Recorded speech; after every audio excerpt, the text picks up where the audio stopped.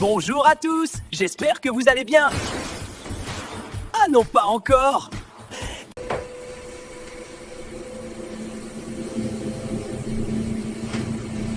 Ah, nous revoilà partis pour une nouvelle émission.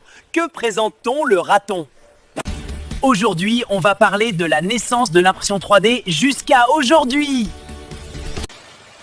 Je crois que pour cette vidéo, on va laisser le squelette commencer.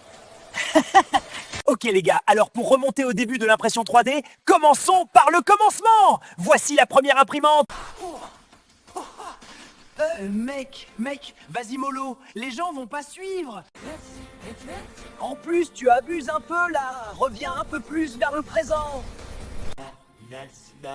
Voilà, c'est mieux comme ça. Mon look, ça va? Bon allez, commençons.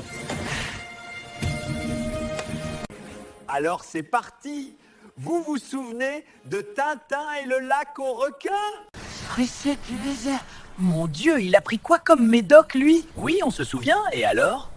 En 1972, le professeur Tournesol inventait l'ancêtre de nos imprimantes 3D. Ce n'est qu'en 1980, avec le docteur Kodama, qu'on verra les premiers essais dans le monde réel. Cependant, il n'avait pas eu le temps de déposer sa découverte. Oh non, c'est reparti, il repart en vrille. En 1984, le tout premier brevet de fabrication additive est déposé. Cocorico! On retiendra le nom d'un Américain pour la technique de stéréolithographie, la SLA pour lithographie apparatus. En 1988, une société américaine lance sur le marché une nouvelle technologie qui repose aussi sur le dépôt de couchot. Mais en 1995, l'impression 3D franchit un nouveau cap.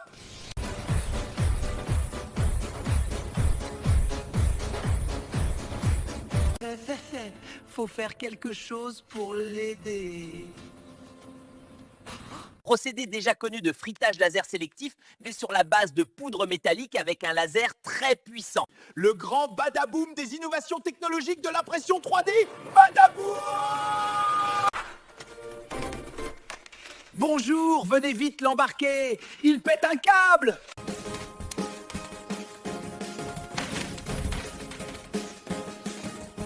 Bon, je te laisse prendre le relais, je vais voir comment ça se passe.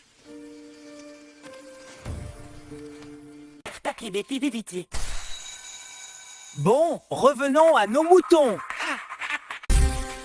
En 2005, sort la première imprimante 3D, mais couleur.